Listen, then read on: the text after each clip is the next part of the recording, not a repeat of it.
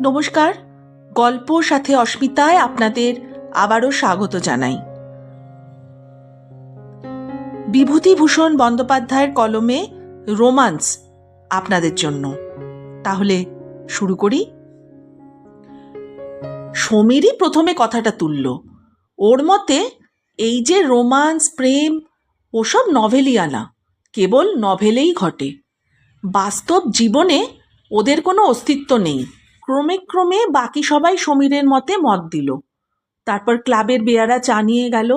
চা খেতে খেতে আমাদের গল্পের ধারা শীঘ্রই এসে টেনিসে পৌঁছল, অন্য সব দিনের মতো।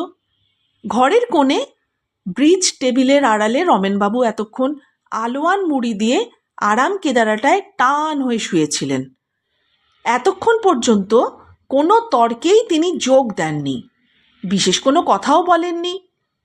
চায়ের এক চুমুক খেয়ে একটু তাজা হয়ে নিয়ে বললেন, দেখো, তোমরা এতক্ষণ বকে যাচ্ছিলে, আমি শুনছিলাম। কথা কইনি বটে, কিন্তু যখন কথাটা উঠেছে তখন বলি শোনো। রোমান্স আছে, এবং খুবই আছে। জীবনটাই তো একটা প্রকাণ্ড রোমান্সে। সে চোখে দেখে কজন, দেখবার চোখই বা আছে কজনের? আচ্ছা, চাটা জুড়িয়ে যাচ্ছে, এসো খেয়ে নেওয়া যাক। শোনো, তারপর বলি। রমেনবাবু আমাদের ক্লাবের নতুন মেম্বার, এই মাস চারেক হলো যোগ দিয়েছেন। তাকে একটা অদ্ভুত ধরনের লোক বলে আমাদের সকলেরই মনে হয়েছে। ব্রিজ, টেনিস, বিলিয়ার্ড, দাবা, কোনো খেলাতেই কোনো দিন তিনি যোগ দেননি। খুব বেশি মেশামেশি বা গল্পও কখনো তাকে করতে দেখা যায় না। আপন মনে এসে বসেন, এই কাগজপত্র পড়েন, সন্ধ্যার আগেই উঠে চলে যান।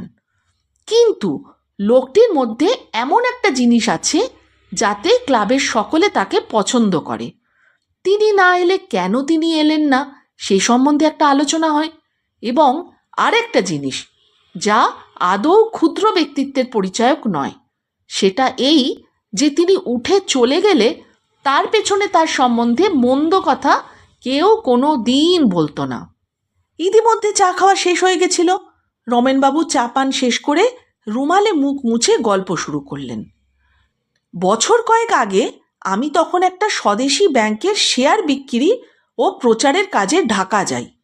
সেই প্রথম ও অঞ্চলে যাওয়া। সময়টা শীতের শেষ হলেও কলকাতার ধারণায় আমি শীতের কাপড় সঙ্গে নিয়ে যাইনি বলে এক দফা পদ্মা স্টিমারে, তারপর ট্রেনে, শীতে হি হি করে কাঁপতে কাঁপতে রাত 9:30-10টার সময় গিয়ে ঢাকায় পৌঁছালাম। আমাদের ব্যাংকের একজন ডিরেক্টর ঢাকা শহরের এক ভদ্রলোকের নামে একখানা পরিচয়পত্র দিয়েছিলেন। তিনি শহরের একজন বড় উকিল। তার নাম অবশ্য করার দরকার নেই, তারই বাসায় গিয়ে উঠবো এরকম আমার কথা ছিল। আমি যখন সে বাড়ি গিয়ে পৌঁছালাম তখন রাত 10:30টার কম নয়। বেশ জ্যোৎস্না রাত। কম্পাউন্ডের বাঁধারে ফুল বাগান, জাফরিতে মাধবীলতা এঁকে বেঁকে উঠেছে। আলো আধারের পাতার আড়ালে বড় বড় ব্ল্যাক প্রিন্স গোলাপ ফুটে রয়েছে। এইসব গাড়িতে বসেই কৌতূহলের সঙ্গে চেয়ে চেয়ে দেখছিলাম। গাড়ি থামতেই একজন হিন্দুস্থানি দারোয়ান রুটি শাঁকা ফেলে গাড়ির কাছে এসে সেলাম করে দাঁড়ালো। তাকে জিজ্ঞেসে করে জানলাম উকিলবাবু কি কাজে কুমিল্লাতে গেছেন। আজ 3-4 দিন বাড়ি ছাড়া, কবে আসবেন তার ঠিক নেই। কোচম্যানকে গাড়ি ফেরাতে বলছি। অগত্যা আর কী বা করা যায়, ডাক বাংলোতেই গিয়ে উঠব না হয়। একটা ছেলে বাড়ির মধ্যে থেকে বার হয়ে এলো হঠাৎ। সঙ্গে সঙ্গে সেই দারোয়ানটিও এলো। সে যে ইতিমধ্যে কখন বাড়ির মধ্যে ঢুকেছিল আমি আবার সেটা লক্ষ্য করিনি। ছেলেটি বলল, বাবা কাল সকালেই আসবেন, আপনি যাবেন না, শুনলে বাবা দুঃখ করবেন। রামদিন, বাবুর জিনিসপত্র নামিয়ে দাও। সুতরাং রয়ে গেলাম। আহার ও শয়নের ব্যবস্থা সুন্দর হলো। সারাদিনের পরিশ্রমে শীঘ্রই ঘুমিয়ে পড়লাম। পরদিন সকালে উঠে বাইরের বারান্দাতে বসে কাগজ পড়ছি। গৃহস্বামীর গাড়ি সদর গেট দিয়ে কম্পাউন্ডের মধ্যে ঢুকল। আজ সকালে ট্রেনে উকিলবাবুর আসার কথা ছিল, তাই তার গাড়ি স্টেশনে গিয়েছিল তাকে আনতে। গৃহস্বামী গাড়ি থেকে আমায় দেখে নেমে আমার পরিচয় জেনে খুব খুশি হলেন। নানাভাবে আপ্যায়িত করলেন। রাত্রে কোনো কষ্ট হয়েছে কিনা সে কথাও অন্তত 10 বার এমনভাবে জিজ্ঞাসা করলেন যে মনে হলো রাত্রে কষ্ট হয়নি বললে তাকে হতাশ করা হবে। একদিনের মধ্যে আমি যেন বাড়ির লোক হয়ে পড়লাম সে বাড়িতে। রাত্রে আমার আহারের স্থান হলো বাড়ির মধ্যের দাওয়ায়। পরদিন সকালে আমার বাইরের ঘরে একটা 12-13-14 বছরের সুন্দরী মেয়ে চা ও জলখাবার নিয়ে এলো। বেশ ডাগর ডোগর দেখতে, চোখ, কালো চুলের রাশ পিঠের ওপর এসে পড়েছে। মুখ দেখে বেশ বুদ্ধিমতী বলে মনে হচ্ছে। চা ও খাবারের পাত্রটা টেবিলের ওপর রেখে সে চলে যাচ্ছিল। আমি তাকে জিজ্ঞাসা করলাম, তুমি খুকি এ বাড়িরই, তাই তো? নাম কি তোমার? সে হেসে বলল, আমার নাম বীণা। তারপরেই সে চলে গেল। পরের দিন সকালে সেই মেয়েটি আবার চা নিয়ে এলো। এদিন সে অত শীঘ্র চলে গেল না। তাকে জিজ্ঞাসা করলাম, তুমি বুঝি স্কুলে পড়ো না? সে বলল, আমি মিসফোর্ড গার্লস স্কুলে পড়ি। কোন ক্লাসে পড়ো? এবার 4th ক্লাসে উঠেছি, এই জানুয়ারি মাসে। কি কি বই পড়ো? কিছুক্ষণ ধরে আমাদের কথাবার্তার ধারা এই পথ ধরেই বেয়ে চলল। বিকেলে সে আপনি আবারও এলো। আমার ঘরের চেয়ারটার হাতলের ওপর এসে বসলো। বলল, আপনি বুঝি বই লেখেন? কি করে জানলে, বলো দেখি। আপনার নাম আমি দেখেছি, আমাদের বাড়িতে মাসিকপত্র আসে, তাতে আছে। কই, কোন মাসিকপত্র? আনো তো দেখি। বীণা 2-3খানা মাসিকপত্র নিয়ে এলো। একটাতে আমার বিদেশি ব্যাংক ও আমাদের কর্তব্য বলে একটা অর্থনৈতিক প্রবন্ধ বার হয়েছিল বটে। সেইটা বীণা খানিকক্ষণ ধরে পড়ল। তারপর সেটা মুড়ে রেখে এ গল্প ও গল্প এসব করতে লাগলো। আমি মুখে মুখে ট্রান্সলেশন জিজ্ঞাসা করলাম, সবগুলোর উত্তর দিল। ঢাকা মিউজিয়াম দেখতে যাবার ইচ্ছা ছিল আমার বিকেলটায়, কিন্তু বীণা অনেকক্ষণ ধরে ঘরে বসে রইল। মিউজিয়াম দেখতে না যাওয়া হলেও কোনো ক্ষতি অনুভব করলাম না। শেষ রাত্রে কি জন্যে যেন ঘুম ভেঙে গিয়েছিল। কানে গেল বাড়ির মধ্যে মেয়েলি গলায় কে চেঁচিয়ে ইউক্লিডের জিওমেট্রি পড়ছে।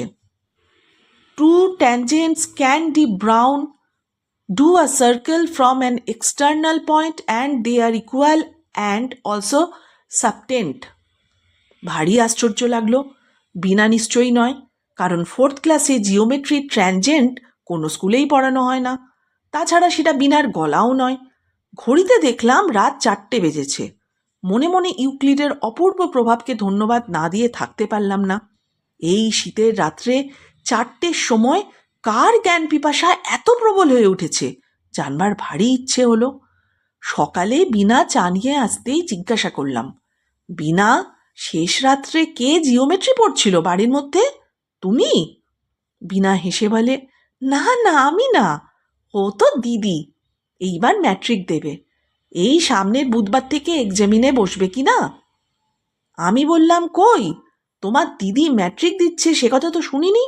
স্কুলের গাড়িতে তো তুমিই একলা যাও দেখি। বীণা হেসে গড়িয়ে পড়ে আর কি। বলে, বারে, বেশ তো লোক আপনি, দিদি তো অ্যালাউ হয়ে বাড়িতে বসে পড়েছে। ও বুঝি আমার সঙ্গে রোজ রোজ স্কুলের গাড়িতে পড়তে যাবে? কথাটা বীণা ঠিকই বলেছে। তার হাসিটা নিতান্ত অসঙ্গত নয় বটে। সেদিন বিকেলে স্কুলের গাড়িটা যখন এসে লাগলো তখন আমি রোয়াকে পারিচারি করছিলাম। বীণাকে নামতে দেখলাম না, কিন্তু আরেকটি মেয়ে নামলো। বয়স এই 15-16 হবে। অপূর্ব সুন্দরী, লাল পাড় সিল্কের জ্যাকেটের বাইরে নিটোল শুভ্র বাহু দুটি যেন হাতির দাঁতে কুঁদে তৈরি। একবার আমার দিকে চোখ ফিরিয়ে চেয়ে দেখে শান্ত গতিতে বাড়ির মধ্যে ঢুকে পড়ল। সন্ধ্যার একটু আগে বীণা এসে বলল, চা এখন আনবো না বেরিয়ে এসে খাবেন? পরে একটু থেমে বলল, দিদিকে আজ দেখেছেন তাই না? আমি তখনও ঠিক করতে পারিনি যে স্কুলের গাড়ির সেই মেয়েটি বীণার দিদি কিনা। পূর্বেই বলেছি বীণা ভারী বুদ্ধিমতী মেয়ে। সে আমার মুখ দেখেই ব্যাপার বুঝে নিয়ে বলল, আজ বিকেলে স্কুলের গাড়ি থেকে যে নামলো তখন ওই তো দিদি ছিল। আমি তো আজ স্কুলে যাইনি, দিদি রিসিট আনতে স্কুলে গেছিল ও বেলা। পরে সে বলল, দিদি আমাকে জিজ্ঞেস করছিল, বাইরের ঘরে ও ভদ্রলোকটি কে রে? মনে মনে অভিমানে বড় ঘা লাগলো। বড় মানুষের মেয়ে বটে, সুন্দরীও বটে, কিন্তু আজ 6-7 দিন বৈঠকখানার একখানা চেয়ার টেবিলের মতো বাইরের ঘরের এক কোণে পড়ে আছি। এতদিনের মধ্যে এ হতভাগ্যের সম্বন্ধে তার একটু সংবাদও কি নেওয়া উচিত ছিল না? নাকি তার কর্ণগোচর হয়নি? দিন 2 কেটে গেল। এ কদিনে আমি নিজের কাজে ব্যস্ত হয়ে যথেষ্ট ঘোরাঘুরি করলাম, তাতে ঠিক সময় স্নানাহার হয়ে উঠত না কোনো দিনও। সুতরাং বিনার সঙ্গে দেখা হবার সময় হতো না। তৃতীয় দিন সকালে বার হয়ে সন্ধ্যের কিছু আগে ফিরে এলাম। বারান্দাতে বসে একটু বিশ্রাম করছি। অপ্রত্যাশিতভাবে বিনা ঘরে ঢুকে হাসি মুখে বলল, ঠাকুর 2বার, তারপর আমি 2বার আপনাকে ডাকতে এসে ফিরে গিয়েছি। আপনার কি খিদে তেষ্টা কিছুই পায় না? কোথায় ছিলেন সারাদিনটা? আমি কৈফিয়ত দেবার আগেই সে আবার বলে উঠল, মুখ হাত ধুয়ে ফেলুন তাড়াতাড়ি, আপনার জন্যে চা নিয়ে আসি। বাবা এখনো কাছারি থেকে ফেরেননি, গরম জল চড়ানোই আছে। অল্প পরেই সে চা নিয়ে এসে অভ্যস্তভাবে আমাদের সামনের চেয়ারের হাতলটার ওপর রেখে অনর্গল বকে যেতে লাগলো। সব কথার উত্তর পাবারও প্রত্যাশা সে রাখে না, আপনা আপনি বেশ বলে যেতে পারে। বললে, ভারী মজা হয়েছে। আমি আপনার একটা লেখা দিদিকে দেখিয়েছিলুম, বললুম পড়ে দেখো তো। দিদি পড়তে গিয়ে বুঝতেই পারে না। দাঁড়ান, সেখানে আনি। সে বাড়ির মধ্যে চলে গেল, কিন্তু সেদিন আর সে ঘরের বাইরে দেখা দিল না। পরদিন সকালে সে এলো, হাতে একখানা বঙ্গবন্ধু। আমায় দেখিয়ে বলল, এই নিন, দিন দিকি বুঝিয়ে। লাল পেন্সিলে দিদি দাগ দিয়ে দিয়েছে জায়গাগুলো। সেই মাসের বঙ্গবন্ধুতে আমার যৌথ ব্যাংক ও মধ্যবিত্তের কর্তব্য বলে একটা প্রবন্ধ বেরিয়েছিল। হাতে নিয়ে মনে মনে ভাবলাম, যদি ম্যাট্রিক ক্লাসের একটি মেয়েকে তাক লাগিয়ে না দিতে পারলাম, দিন 15 ধরে ইম্পিরিয়াল লাইব্রেরি যাতায়াত এবং নানান ইয়ারবুক নাড়াচাড়া করার সার্থকতা আর কি হলো? বিনা বিকেলবেলা একখানা খাতা হাতে নিয়ে এসে বলল, চাটা খেয়ে নিন, নিয়ে দিদি ট্রান্সলেশনটা হয়েছে কিনা দেখে দিন তো। দিদি বললে আপনাকে দেখাতে। সেটা হাতে নিয়ে দেখলাম, বেশ গোটা গোটা মুক্তোর ছাদের লেখাটা বটে, কিন্তু ট্রান্সলেশনটা বিশেষ উঁচু দরের নয়। কাজেই যখন বিনা বললে, ধরুন 20 নম্বর আছে, কত নম্বর দেবেন আপনি? তখন একটু আমতা আমতা করে বললাম, নম্বর? তা এই ধরো, অবশ্যই বাংলা খুব শক্ত, তা ধরো এই 4 কি 5 দিতে পারি। মোটে? তবেই হয়েছে। দিদি তাহলে এবার ইংরেজিতে ফেল। ফেল তো ফেল ফেল। একটা খিলখিল করে হেসে উঠল। আমি একটু অপ্রতিভ হয়ে বললাম, না না, ফেল কেন হবে? আর একটা সোজা দেখে করলেই তো হয়, এটা বেজায় শক্ত কি না? বিকালে এসে বিনা বলল, দিদি বলে দিলে আপনাকে রোজ রোজ তার ট্রান্সলেশন দেখে দিতে হবে, পারবেন তো? খুব খুব পারবো, নিয়ে এসো না কাল থেকে। কেন দেখে দেব না বলো? সেদিন থেকে আমার কাজ হলো রোজ রোজ এক রাশ করে ইংরেজি ও বানানের ভুল সংশোধন করা। বেশ হাতের লেখাটি কিন্তু। খাতার শেষে গোটা গোটা ছাদে আমার নেপথ্য পথবর্তিনী ছাত্রীটির নাম লেখা থাকে, প্রতিমা দেবী। কয়েকদিন খুব গুমোটের পর বিকেলের দিকে সেদিন খুব বৃষ্টি হলো। উকিলবাবুর বাড়ির সামনে একটা বট গাছে নতুন পাতা গজিয়েছে। বারান্দাতে এসে বসে সেদিকে চেয়ে আমি আমার দেশের বাড়ির কথা ভাবছিলাম। কতদিন যাইনি, কাজের খাতিরে বিদেশে বিদেশে বেড়াতে হয়, তবুও যখন নববর্ষা নাবে, বৃষ্টি সজল বাতাসে সেখান থেকে 300 মাইল দূরের সে গ্রামখানি ভিজে মাটির গন্ধ যেন ভাসিয়ে আনে। মনে হয় আমার ছোট ভাই অন্তু অন্তত এতক্ষণ আমাদের উঠোনের বৃষ্টির জলে কাগজের নৌকো ভাসিয়ে খেলা করছে। গোসাই কাকাদের বৈঠকখানাতে এতক্ষণ তাদের মজলিস বসেছে। তখন মন খুব খারাপ হয়ে যায়, ইচ্ছা হয় চাকরি বাকরি ছেড়ে দিয়ে বাড়ি গিয়ে উঠি। উকিলবাবু কয়েকদিন রক্তাধিক্যের অসুখ হওয়ায় বাড়ির মধ্যেই ছিলেন, কাছারিও যাননি। তিনি ঝড় বৃষ্টি থামার পর বারান্দাতে এসে আমার পাশে একটা আরাম কেদারায় বসে বিভিন্ন রকমের গল্প করতে লাগলেন। বেশ অমায়িক স্বভাবের ভদ্রলোকটি। বললেন, কদিন আপনার খোঁজ খবর করতে পারিনি, কোনো অসুবিধে হয়নি তো আপনার?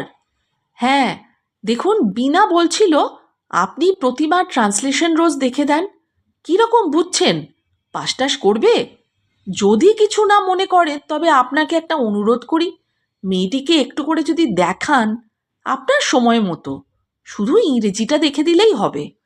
ওর মাস্টার ছিল, হঠাৎ মা মারা যাওয়াতে বেচারি জানুয়ারি মাসে বাড়ি চলে গেল, আর এলো না। তারপর দিন দুই কেটে গেল। প্রতিমা রোজ বিকেলে নয় দুপুরে খাতা নিয়ে এসে বসে, সঙ্গে থাকে বিনা। কোনো দিন সেও থাকে না। ধরনটি ওর ভারী মিষ্টি, অথচ ওর মধ্যে এমন একটা স্বাভাবিক গাম্ভীর্য আছে যা অবাধ পরিচয়ের পথে একটা সহজ ব্যবধানের সৃষ্টি করে। সেদিন প্রতিমা এসে সামনের চেয়ারটাতে বসল। ট্রান্সলেশন দেবার পরে সে মুখ নিচু করে হেসে বলল, আমি পারবো না, এটা একটু বদলে দিন না। আমি বললাম, এমন আর কি শক্ত, চেষ্টা করে দেখো, সোজা লাগবে।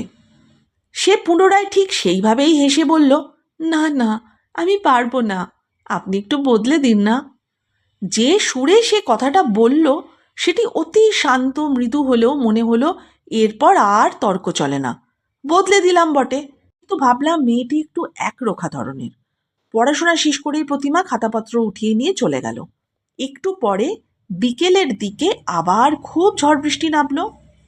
এ অবস্থায় বাইরে বেড়াতে যাওয়া উচিত হবে না বুঝে চুপ করে বারান্দায় আরাম কেদারাতে বসে আছি।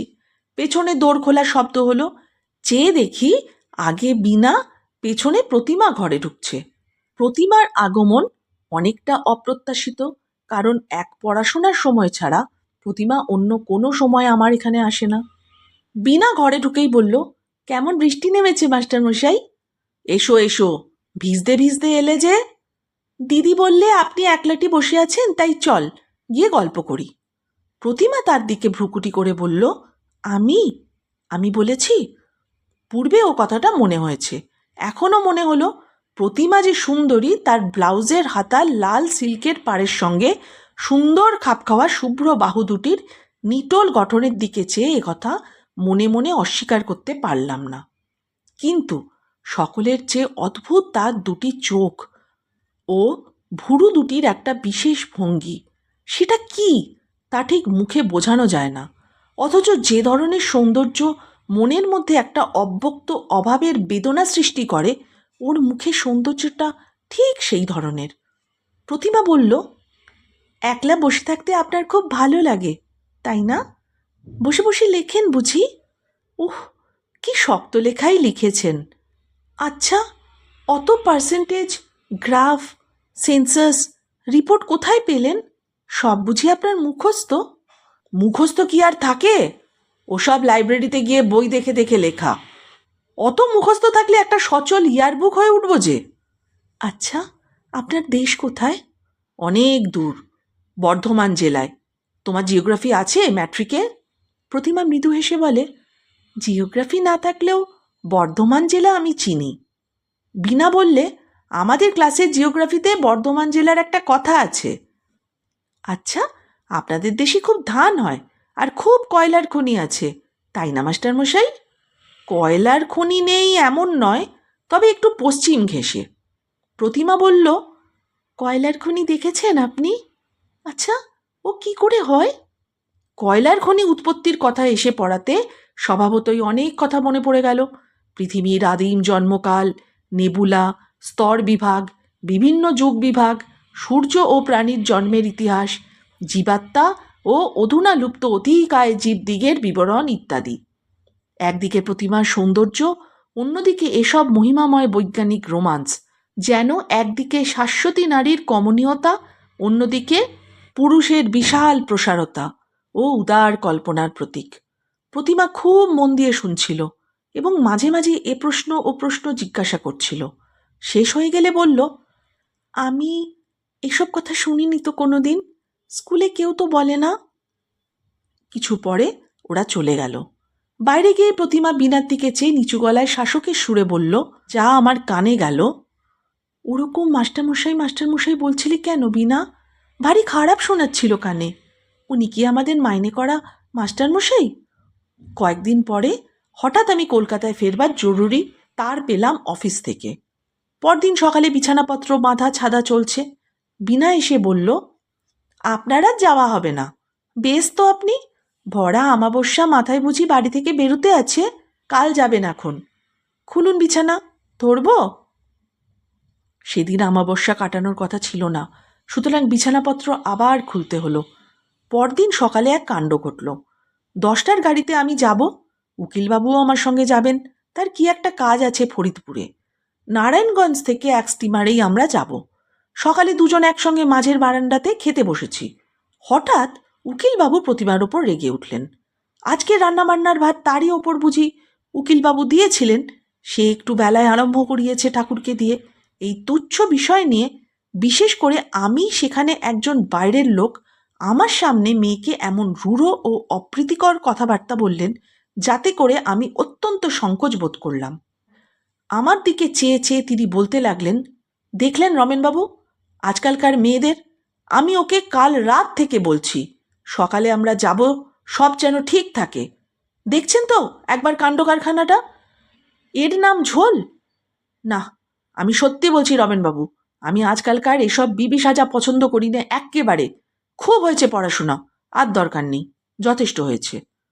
আমার সামনে এসব কথা হওয়াতে প্রতিমা লজ্জায় অপমানে ভেঙে পড়তে চাইছিল, কেননা আমি সম্পূর্ণ বাইরের লোক। তিরস্কারের পর সে আর আমাদের সামনে পরিবেশন করতে বেরোলো না। আমি অত্যন্ত ভারী মন নিয়ে নিজের ঘরটিতে ফিরে এলাম। একটু পরেই বিনা চায়ের কাপে 1 কাপ দুধ নিয়ে এসে বলল, দুধ মিছরি খেয়ে নিন। দুধ মিছরি কেন বলো তো? আমাদের বাড়িতে নিয়ম আছে, বাড়ি ছেড়ে কেউ কোথাও যাওয়ার সময় তাকে দুধ মিছরি খেতে দিতে হয়। ওপরের ঘরে বাবাকে দিয়ে এলাম, দিদি বলে দিল রমেনবাবুকেও দিয়ে আয় বাইরের ঘরে। গত 3 দিন প্রতিমার সঙ্গে আমার দেখা হয়নি। আজ এইমাত্র এই যা খাবারের সময় দেখা হয়েছিল, তাও অতি অল্পক্ষণের জন্যে। যাবার সময়ও দেখা হলো না, শুধু বিনা বিছানাপত্র গাড়িতে ওঠবার সময় কাছে কাছে ছিল। আমার মনে কয়েকদিন ধরে একটা সন্দেহ হচ্ছিল। আমি জিজ্ঞাসা করলাম, বিনা, আচ্ছা একটা কথা বলি, তোমার মাকে তো দেখতে পাইনি কোনো দিন। তিনি, আমার মা 1 মাস হলো মামার বাড়ি গিয়েছেন, ছোট মামার বিয়েতে। এই বুধবার আসবেন। আর দিদির মা নেই, দিদির ছেলেবেলাতেই। প্রতিমা তোমার আপন বোন না? বিনা ঘাড় নেড়ে হেসে বলে, বারে, একদিন আছেন তাও জানেন না বুঝি? আপনার মন থাকে কোথায়? একদিন তো আপনার সামনে এই কথা হয়ে গিয়েছে। কবে পূর্বে এ কথা উত্থাপিত হয়েছে মনে তো আমার পড়ল না।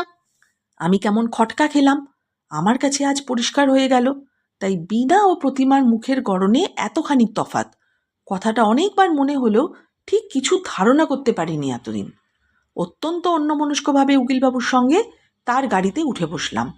আজ তো কয়েকদিনের জানাশোনা, কিন্তু চলে যাবার সময় মনে হতে লাগলো, প্রথমে এসে এই অপরিচিত লোহার গেটের মধ্যে যখন আমার ঠিকা গাড়ি ঢুকেছিল, সেদিন আজ অনেক দূর পেছনে পড়ে গিয়েছে।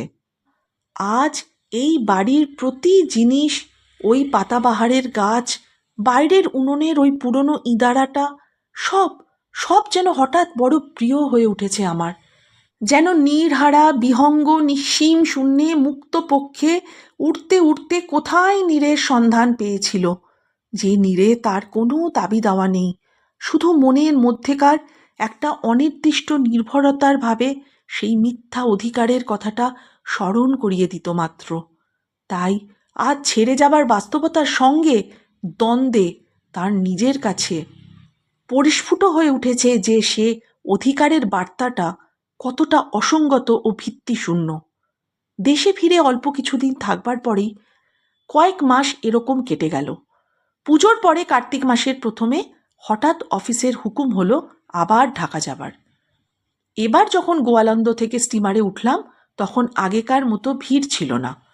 পদ্মাবক্ষ শান্ত স্থির, চড়ে চড়ে কাশের ঘন বন, আকাশের রং তিসির ফুলের মতো নীল। নারায়ণগঞ্জ পর্যন্ত ভারী আরামে কাটল। ঢাকায় নেবে কিন্তু বিনাদের ওখানে না গিয়ে ডাক বাংলোয় উঠলাম। নানা কারণে এবার বিনাদের বাড়িতে উঠতে পারা গেল না। বারবার অনাহুতভাবে ওদের ওখানে গিয়ে উঠলে তারাই বা কী মনে করবে? হয়তো এবার আমার সেখানে যাওয়াটা তারা পছন্দ নাও করতে পারে। তার চেয়ে বরং নিজের কাজকর্ম সেরে এমনি একদিন তাদের বাড়িতে গিয়ে সকলের সঙ্গে দেখাশোনা করে এলাম, সেটাই না হয় ভালো হবে। আবার জ্যোৎস্নাপক্ষ ঘুরে এলো।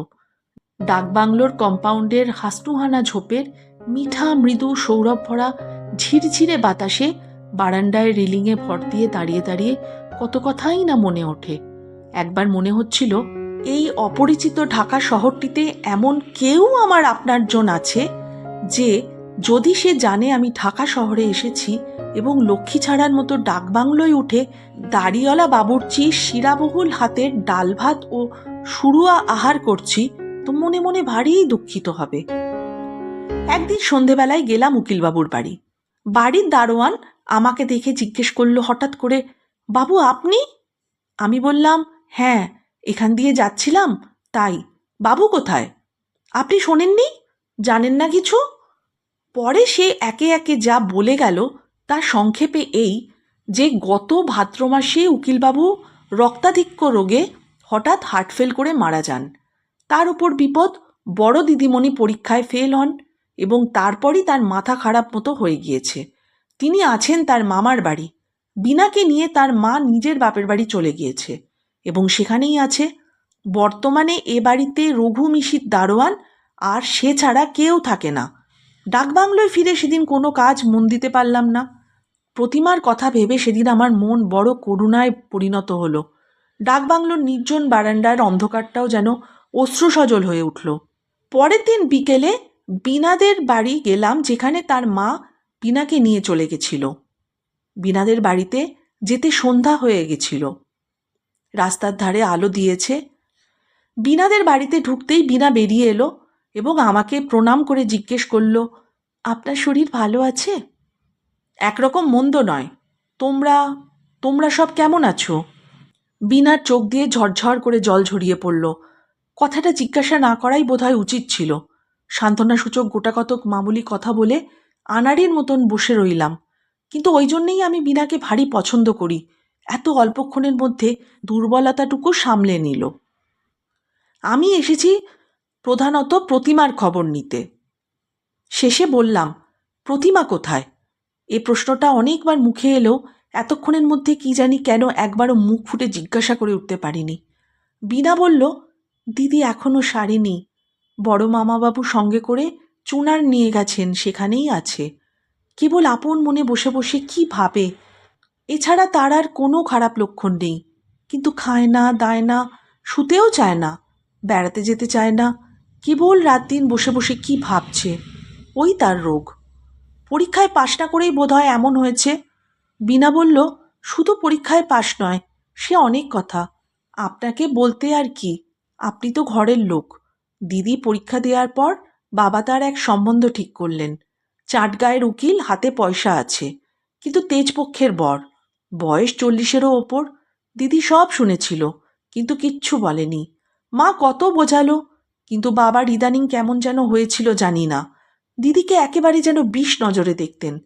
দিদি শেষে রাগে পড়ে খবরের কাগজ দেখে কোথাকার স্কুলের মাস্টারির দরখাস্ত করে, চাকরিও পায়, কিন্তু বাবার হাতে তাদের চিঠি এসে পড়ে। তারপর সে কি অপমান আর কি কাণ্ডটাই না হলো। তারপরই পরীক্ষায় ফেল হলো। সে আবার আরেক কাণ্ড। বাবা হঠাৎ মারা না গেলে এ বিয়ে ঠিক হয়েই যেত। এই সব গোলমালে দিদি যেন কেমন হয়ে গেল। চিরকাল সে ভারী অভিমানী।